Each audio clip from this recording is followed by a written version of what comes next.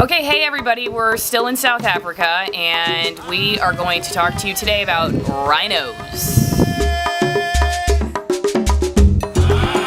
Not rhinoplasty, which actually turns out is when I try to hashtag the Instagram photos, rhinoplasty and nose jobs comes up more than actually rhinoceros. It's scary. I think that says something about our world. These rhinos did have a rhinoplasty, as it turns out. It's one of the ways that people who have rhinos on their property, these game reserves, protect them. They basically like shave them off, right? Like a tooth. Well, or like your nail, your fingernail, really, more like that. So what they do is they dehorn the rhino, and it's a process in which there's a game capture that occurs. They'll dart the animal, sedate it, and then they will remove the front and the back horn. Those horns then have to be serial numbered, and they are kept track of so that they don't somehow find their way onto the black market. And you know, there's a couple different arguments for it. Typically people do that because they feel that that's the best chance that they can give the animal to discourage the act of poaching, but you will still see where even that little nub that's left on at the base, that's actually the biggest part of the horn anyways, and you'll see where they will still poach the animal for that. Here's another thing that they will do. Well, they call it banking on extinction.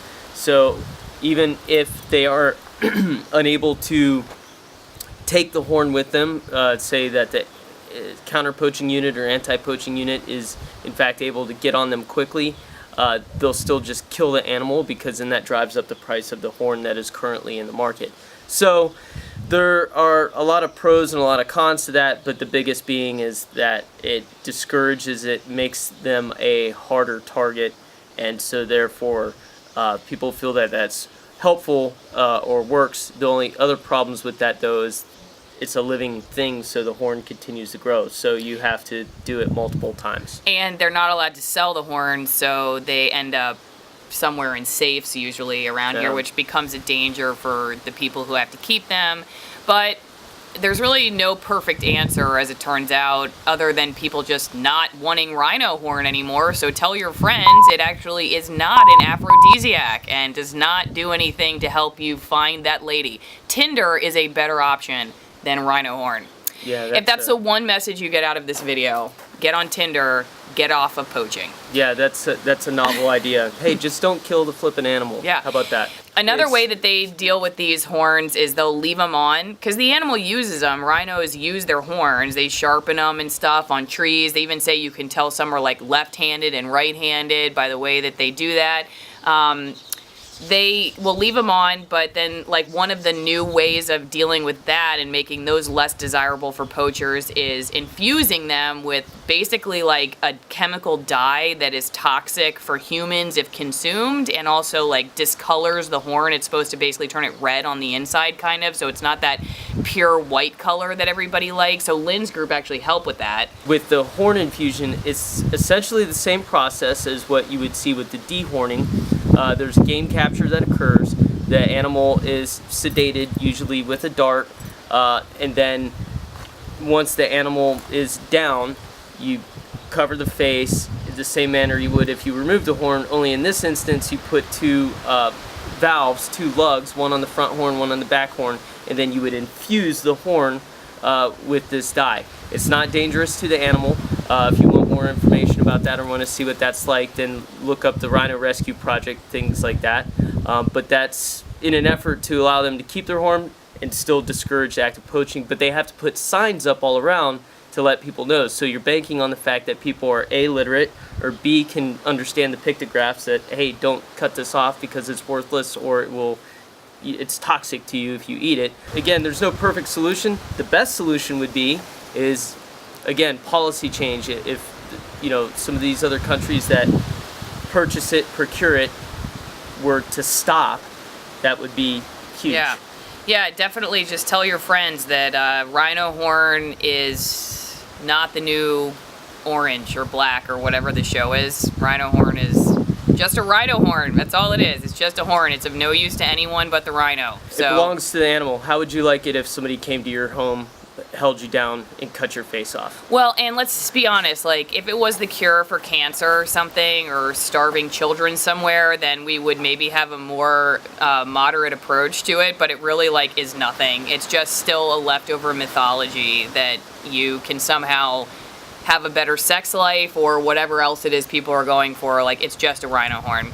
Anyway, we got to fly over with the guy who owns this area, took us up in his helicopter, and we flew over a mommy rhino and a baby rhino. You can see him running in this video. Not a huge fan of helicopters, but there really is nothing cuter. Well, maybe a baby elephant, but a baby rhino is pretty darn cute. And they get orphaned because of baby poaching. hippo too. Oh, and baby hippo. Basically all the baby animals in Africa that are able to kill you as adults are very cute as babies. It's like the Lion King on crack. There are actually orphanages that have to take care of the baby rhinos when their moms are killed. Mm-hmm. And that's like another casualty of this poaching war, is having orphanages for rhinos that like probably will never get to go back out into the wild because they get imprinted on humans. Not wild in the way that we see it. They do, but it's a long, drawn-out process, and again, it's terrible. And costs a lot of money for, you know, a country that doesn't necessarily have a ton of money. Well, it's just, you know, again, take a second and humanize it. Imagine somebody, again, comes into your house, cuts yours and your wife's or your husband's face off, and leaves you there to die in front of your children.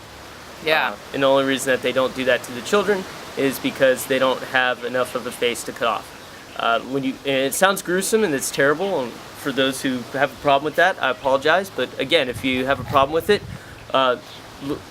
seek out these different things and support causes and organizations like Vet Paw. There's a plug there to help with this problem, with this epidemic. Yeah. Some estimates calculate that like what the black rhino could be extinct within a few years if nothing changes. There's already a few species of black rhino that are extinct, just never come back. There's the last great northern white rhino went extinct just this past year. They figured out that it's about every 8 hours a rhino is poached. So it's amazing that there are any left. I mean, you hear about 100 elephants poached every day, or some estimates. Like, I can't even believe they exist anymore. It's a huge amount of animal killing going on, and illegal animal killing. So that's like the bigger issue too, is that there's obviously networks out there. It's not just like random people a lot of times. These are networks. They're hard to crack. People who work on it, it's almost like intelligence gathering, more so than just cops running around grabbing people. There's like a whole process of trying to stop it. But at the end of the day, like Lynn said, if you don't have a market for it, then it goes away. It's just basic principle of supply and demand. If you like Africa and you like animals and you aren't just a cold-hearted person, then you're definitely going to want to subscribe to the channel and hit that bell icon